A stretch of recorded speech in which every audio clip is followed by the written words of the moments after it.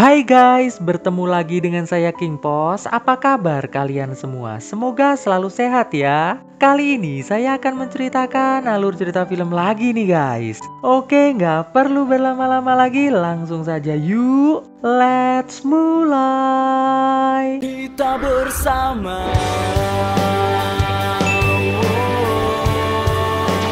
Kisah diawali dengan memperlihatkan seorang gadis bernama Tamara yang baru saja bangun dari tidurnya. Ia pun lantas bergegas untuk mandi. Terdengar suara berita dari radio yang mengatakan bahwa sedang marak terjadi kasus hilangnya para gadis tanpa jejak. Para polisi pun masih belum bisa menemukan penyebab hilangnya para gadis tersebut. Kemudian Tamara pun mulai bersiap-siap untuk pergi menyusul kedua temannya yang bernama Brok dan Medi ke sebuah rumah danau. Saat Tamara akan berangkat, ia ditemui oleh seorang pria bernama Jerry yang merupakan seorang polisi. Di sini, Jerry bermaksud untuk mengajak Tamara untuk PDKT. Namun, Tamara yang sedang terburu-buru mengatakan pada Jerry bahwa ia sudah ditunggu teman-temannya di rumah danau. Tapi, Tamara berjanji akan segera menelpon Jerry setelah sampai di sana. Dan Tamara pun berangkat menuju ke danau.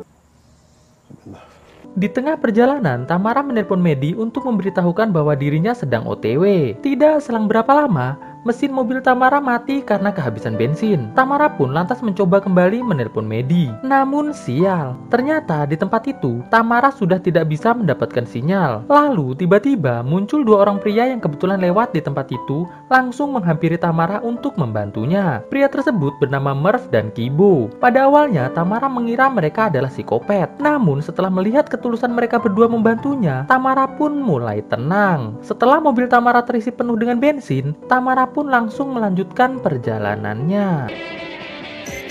Sesampainya di lokasi, Tamara pun disambut hangat oleh Medi dan Brok. Singkat cerita, malam hari pun tiba. Terlihat mereka bertiga akan bersenang-senang dengan pergi ke sebuah bar. Namun saat mereka sedang bersiap-siap, tiba-tiba mereka mendengar suara-suara yang muncul dari luar rumah. Mereka bertiga pun memberanikan diri untuk mengeceknya. Dan saat Tamara membuka pintu, ternyata itu adalah Jerry yang merasa khawatir dengan keadaan Tamara yang tak kunjung menelponnya dan juga tidak bisa ditelepon. Melihat Jerry sangat ingin PDKT dengannya, Tamara pun mengatakan bahwa ia akan menemui Jerry esok pagi. Mendengar hal itu, Jerry pun langsung pamit pulang. Setelah itu, mereka pun segera berangkat menuju ke bar. Sesampainya di sana, mereka pun mulai memesan minum-minuman asoy. Namun tidak selang berapa lama, terlihat ada dua orang pria misterius yang memesankan minuman untuk mereka bertiga. Namun salah satu minuman dimasuki sebuah ramuan khusus oleh pria tersebut. Setelah minuman tersebut diberikan bartender kepada Tamara dan kawan-kawan, mereka pun langsung meminumnya. Tidak selang berapa lama, terlihat Tamara mulai merasakan pusing-pusing oleng. Ia pun lantas menuju keluar bar untuk mencari udara segar. Namun sesampainya di luar, tiba-tiba Tamara malah pingsan. Melihat Tamara telah tumbang, dua pria misterius yang ternyata adalah Murph dan Kibo langsung membawa Tamara menuju ke rumah mereka.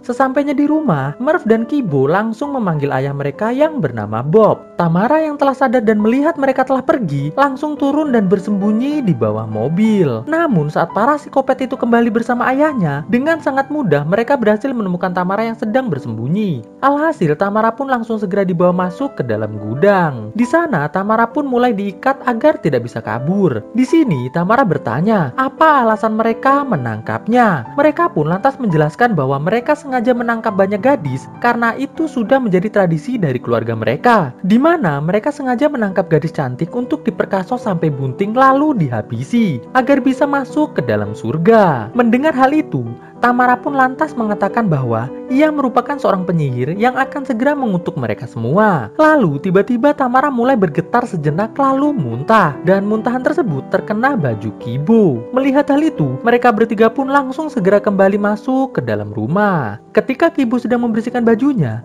ia bertanya pada Murph dan juga ayahnya mengenai ucapan Tamara tentang dirinya yang merupakan seorang penyihir. Murph dan Bob pun lantas menjelaskan bahwa Tamara bukanlah seorang penyihir. Tamara melakukan hal itu hanya untuk menakut-nakuti mereka bertiga saja. Setelah itu, mereka pun memutuskan untuk masuk ke dalam rumah dan menyiapkan makan malam. Di dalam gudang, Tamara langsung mengeluarkan ponselnya, lalu segera menelpon Jerry dengan bantuan fitur ponsel yang bisa dikendalikan dengan suara. Namun, Jerry tidak bisa dihubungi, dan dengan terpaksa, Tamara hanya mengirimkan pesan suara pada Jerry. Itu pun hanya beberapa kata saja, sebelum akhirnya pesan itu terputus karena ponselnya kehabisan baterai. Di luar gudang, terlihat Murph yang akan memindahkan mobilnya dikejar dikejutkan dengan munculnya sosok berpakaian putih di hadapannya. Murph yang ketakutan langsung menabrak sosok tersebut. Namun ketika Murph mengeceknya di kolong mobil, ia sama sekali tidak menemukan keberadaan dari sosok tersebut. Murph pun mulai berpikir bahwa sosok itu merupakan iblis yang dipanggil oleh Tamara. Setelah memindahkan mobilnya, Murph, Kibo, dan Bob mulai makan malam bersama-sama.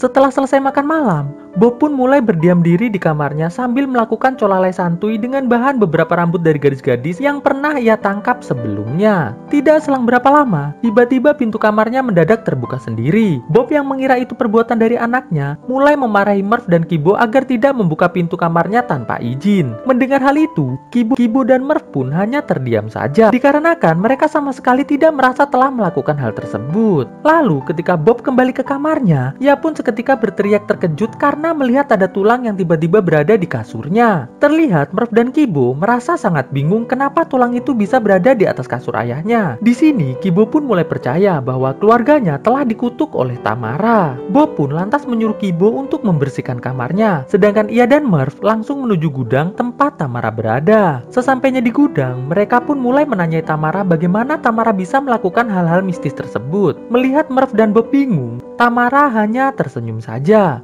Lalu tiba-tiba terdengar suara-suara aneh di sekitar gudang. Mereka pun segera keluar dari gudang. Karena tidak menemukan apa-apa, mereka pun kembali masuk ke dalam gudang. Terlihat di dalam gudang sudah ada sebuah simbol bintang di dekat Tamara. Merasa ketakutan, mereka pun lantas segera kembali masuk ke dalam rumah. Di rumah Jerry, terlihat Jerry akhirnya menerima pesan suara dari Tamara. Mendengar pesan dari Tamara yang meminta tolong, Jerry pun langsung segera mencari Tamara. Di gudang, terlihat Tamara didatangi oleh Kibo. Di sini Kibo bertanya, apakah Tamara memang benar seorang penyihir? Karena jika benar, maka berarti ia dan keluarganya tidak bisa mengirim Tamara kembali ke surga. Kibo pun mulai membuka rahasia mengenai ajaran ayahnya. Jadi ternyata kedua anak Bob yaitu Kibo dan Murph merupakan anak yang sangat taat pada agama. Namun Bob telah mengajarkan ajaran yang menyimpang demi memuaskan sifat psikopatnya. Jadi selama ini Murph dan Kibo berpikir bahwa mereka adalah orang yang dikirim Tuhan untuk menciptakan banyak malaikat di surga. Mereka memiliki keyakinan jika seorang gadis yang sangat cantik merupakan seorang malaikat yang turun ke bumi dan mereka harus mengirimnya kembali ke surga dengan cara membuat gadis tersebut bunting lalu dihabisi.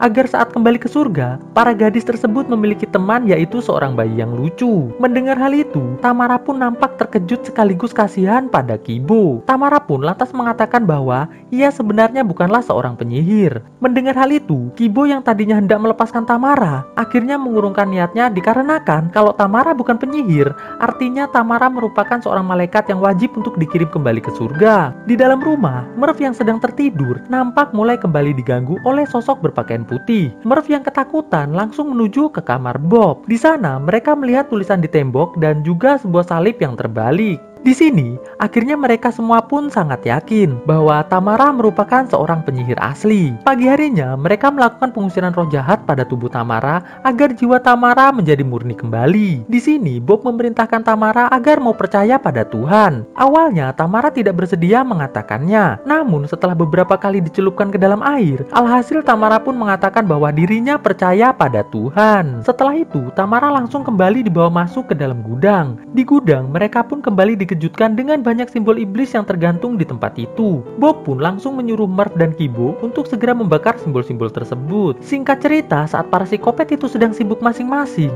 terlihat Tamara mulai berusaha dengan sekuat tenaga melepaskan diri dari ikatannya. Setelah berhasil bebas, ia pun langsung mengambil garpu rumput dan mulai mendekati Kibo yang sedang menggali tanah. Di sini, Tamara berusaha untuk menyadarkan Kibo bahwa dia bukanlah seorang pekerja Tuhan, karena pekerja Tuhan tidak berada di atas bumi, melainkan tinggal di dalam surga. Apalagi pekerjaannya adalah untuk menciptakan bayi malaikat dari gadis cantik. Menurut Tamara, Kibo lebih cocok dipanggil sebagai pekerja iblis, dikarenakan semua yang dilakukan oleh Kibo dan keluarganya sangat mirip dengan pekerjaan iblis. Kibo yang merasa kebingungan dengan perkataan Tamara, tiba-tiba langsung melakukan bundir menggunakan garpu rumput Tamara. Kibo melakukan hal itu karena ia sudah lelah melakukan pekerjaan yang sebenarnya bertentangan dengan hati nuraninya. Tidak selang berapa lama, Murph yang melihat Tamara sudah berhasil bebas, langsung berusaha dengan sekuat tenaga untuk mengejar Tamara menuju ke dalam hutan. Di tempat lain, terlihat Jerry bertanya pada bartender tempat Tamara berpesta bersama teman-temannya kemarin mengenai keberadaan Tamara. Di sini, bartender itu mengatakan bahwa ia sempat melihat Tamara dibawa oleh dua pria misterius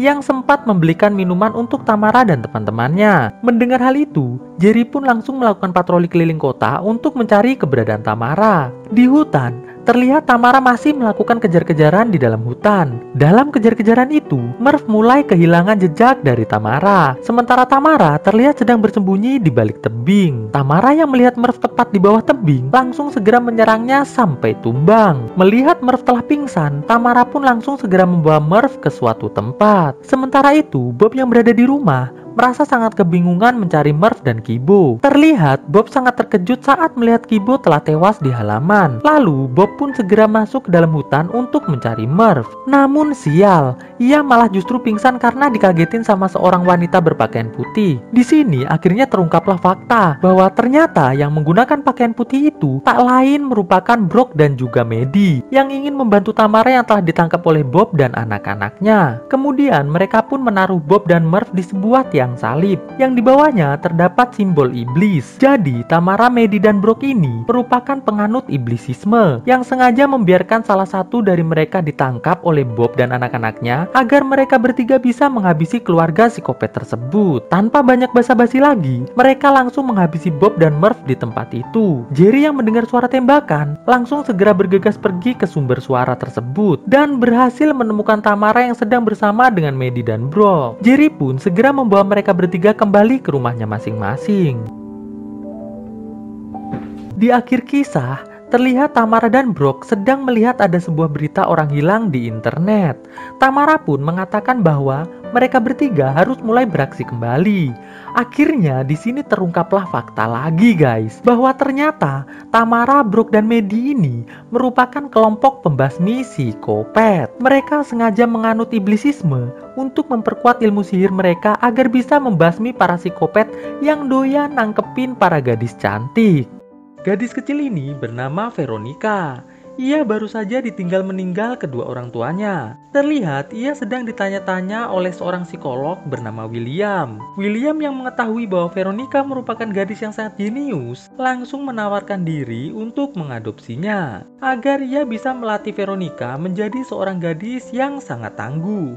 Singkat cerita, 12 tahun kemudian, Veronica kini sudah mencapai tahap pelatihan bertahan hidup di dalam hutan. Di sini, sebelum William meninggalkan Veronica sendirian di dalam hutan, William sempat mengatakan bahwa tujuan sebenarnya ia melatih Veronica adalah untuk membantunya menghabisi psikopat yang telah menyebabkan istri dan anaknya meninggal dunia. Setelah William meninggalkan Veronica sendirian di hutan, di tempat lain terlihat sekelompok pemuda sedang nongkrong di kafe. Perkenalkan, ini namanya James, ini Daniel, ini Nelson, Shane, dan juga kekasih Shane yang bernama Nina.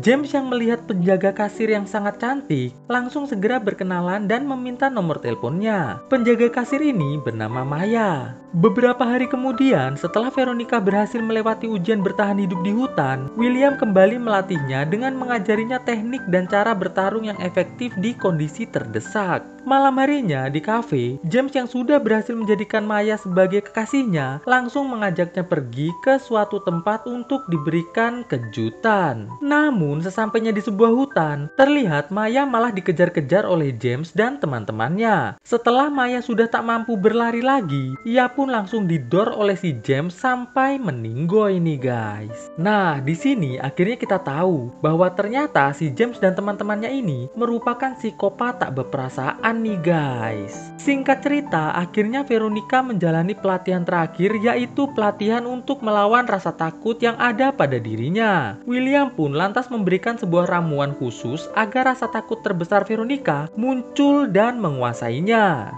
Dan setelah beberapa menit Veronica ditinggal sendirian sama William, Veronica mulai melihat rasa takutnya, yaitu ia dihabisi oleh William karena telah gagal dalam pelatihan terakhir ini. Tidak lama berselang, William membangunkan Veronica sembari mengatakan bahwa Veronica telah lulus dari semua pelatihannya. Dan kini saatnya Veronica berhadapan langsung dengan para psikopat yang sebenarnya. Singkat cerita, esok malamnya William menunjukkan target psikopat yang harus dihabisi dihabisi oleh Veronica, yang tidak lain dan tidak bukan mereka adalah James dan kawan-kawan. Setelah beberapa saat memantau dari dalam mobil, Veronica yang melihat Nina ditinggal sendirian di dalam kafe langsung segera menghampirinya. Di sini, Veronica mulai menggali informasi mengenai James dan kawan-kawan dengan menanyai Nina. Nina yang saat itu sedang galau karena sering ditinggal sendirian, lantas mengatakan pada Veronica apa-apa saja kesukaan James dan kawan-kawan. Veronica yang akhirnya tahu kalau James selalu tertarik dengan gadis pirang sepertinya, langsung pamitan dan menyarankan agar Nina berhenti menggalau. Sesampainya di dalam mobil, Veronica dengan sangat yakin mengatakan pada William bahwa ia sudah punya rencana yang keren untuk menyelesaikan misi pertamanya ini. Esok malamnya, Veronica sengaja duduk sendirian di pojok kafe agar disamperin sama si James. Dan benar saja, si James yang baru datang tanpa basa-basi dengan gaya sok gantengnya langsung duduk dan ngajak ngobrol Veronica. Veronica pun mulai berakting seolah-olah tertarik dengan si James. Melihat hal itu, si James pun meminta agar Veronica mau ikut ke sebuah pesta yang akan ia adakan minggu depan. Dan dengan sangat santuy, Veronica pun mengatakan, "Baiklah James, aku mau."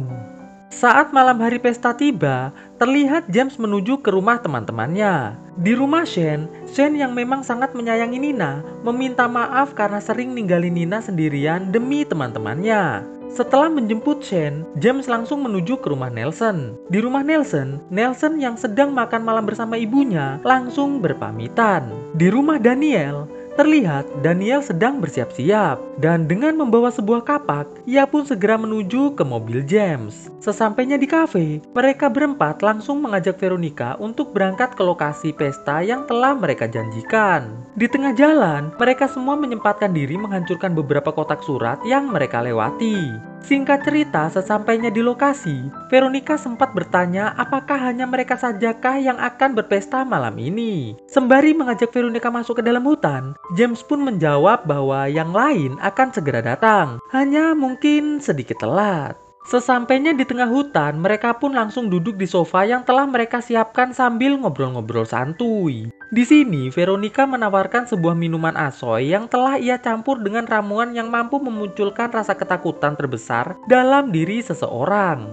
Terlihat tanpa rasa curiga sedikit pun, Shane, Daniel, dan Nelson meminum minuman tersebut. Tapi James gak minum nih guys, dikarenakan ia sudah lama gak mau minum es teh oleng kayak begitu. Setelah itu, James mengajak bermain Truth and Dare. Dimulai dari James yang memilih untuk jujur. Veronica pun lantas bertanya pada James mengenai hal apa yang paling menyedihkan dalam hidupnya James. James pun menjawab bahwa sejak kecil ia sudah diajari oleh ayahnya bagaimana cara menghabisi hewan dengan cara yang cukup serem. Berikutnya giliran Nelson. Di sini Nelson memilih tantangan. James pun lantas menantang Nelson untuk memakan apapun yang ada di dekatnya.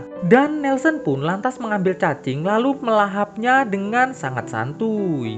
Setelah itu, tibalah giliran Veronica. Di sini, Veronica memilih tantangan. Mendengar hal itu, James lantas memberikan tantangan, yaitu menyuruh Veronica untuk lari selama 90 detik. Setelah itu, mereka berempat akan mengejarnya. Dan jika tertangkap, mereka akan langsung menghabisinya. Veronica pun lantas berakting ketakutan dan langsung segera berlari masuk ke dalam hutan. Setelah 90 detik, mereka pun mulai mengejar dan mencari keberadaan Veronica. Di tengah pelariannya, Veronica yang yakin bahwa ramuannya pasti sudah mulai bekerja pada para psikopat yang sedang mengejarnya, langsung memulai aksinya nih guys. Di sisi lain, Daniel yang mulai melihat ketakutan terbesarnya yaitu manusia berkostum panda, mulai merasa panik. Veronica yang melihat kesempatan tersebut langsung menghabisi Daniel dengan kapak milik Daniel. Wah. Langsung meninggoy nih guys. Veronica ini bisa sangat mudah menghabisi Daniel dikarenakan dalam penglihatan Daniel yang sedang ia hadapi bukanlah Veronica, melainkan dua pria berkostum panda yang sangat ia takuti. Setelah Daniel meninggoy, sekarang giliran Nelson yang mulai terlihat ketakutan. Dalam penglihatannya, Nelson sedang dikepung oleh beberapa orang bertopeng. Ia pun mulai memanggil ibunya agar mau menolongnya. Namun bukannya ibunya yang datang, melainkan Veronica yang langsung menghabisinya dengan sangat mudah. Anak mama dia guys. Di sisi lain, Shen yang juga sudah dalam pengaruh ramuan Veronica, dalam penglihatannya, ia sedang melihat Nina kekasihnya lagi mabar FF dengan si James. Shen yang kesal pun langsung menyerang James dengan sangat bersemangat. Veronica yang melihat Shen sedang mukulin angin, langsung menggetoknya sampai meninggoy. Nah, sekarang tinggal tersisa satu nih guys, yaitu si James. Yang ini agak susah nih guys, soalnya James kan gak minum ramuannya ya. Jadi kayaknya agak sedikit sulit nih guys.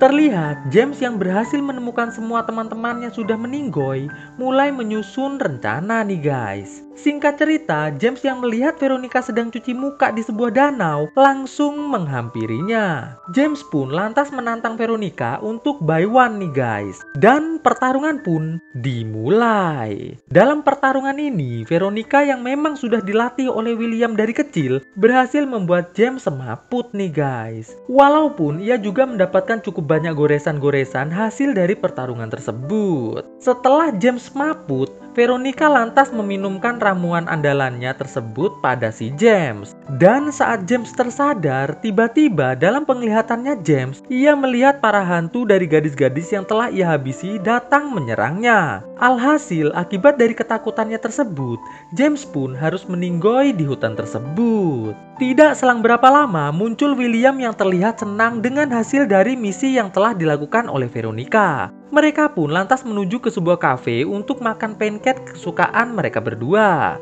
Dan kisah pun akhirnya selesai. Oke guys, bagaimana kisahnya? Bagus atau tidak? Jangan lupa like, share, subscribe, super thanks-nya diklik, dan komen di kolom komentar ya guys, agar saya terus semangat bikin kontennya tentunya. Oke?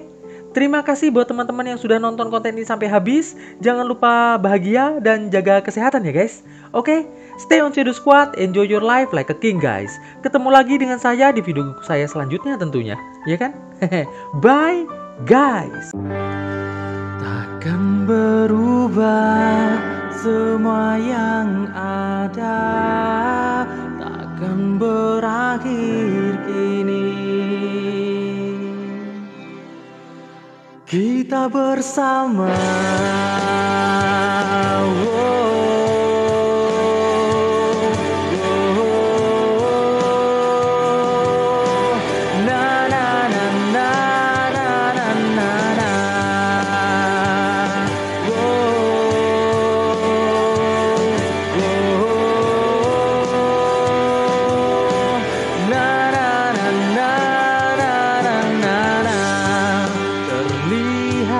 Indah di wajahmu,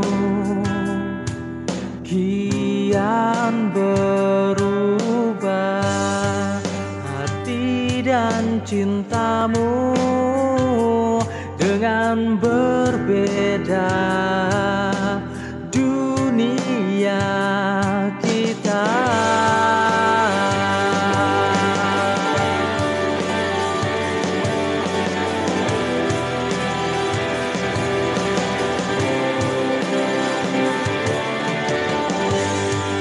Jalan yang panjang telah kita lalui bersama, dan yakinlah bahwa kita bisa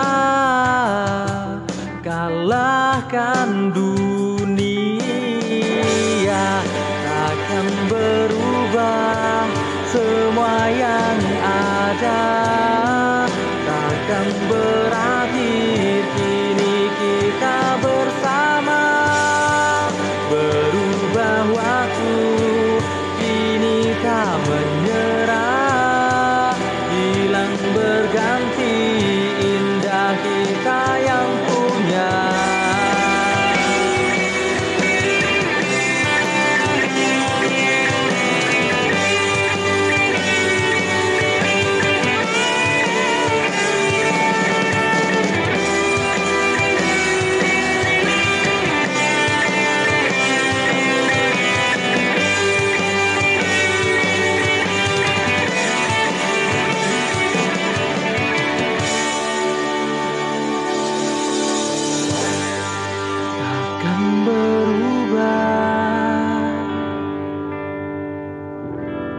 Semua yang ada takkan berakhir. Kini kita bersama, takkan berubah. Semua yang ada takkan berakhir. Kini kita bersama, berubah waktu. Kini tak menyerah, hilang berganti. Indah kita yang punya, takkan berubah. Semua yang ada takkan berakhir. Kini kita bersama, berubah waktu. Kini tak menyerah, hilang berganti. Indah kita yang punya. Na na na na na na.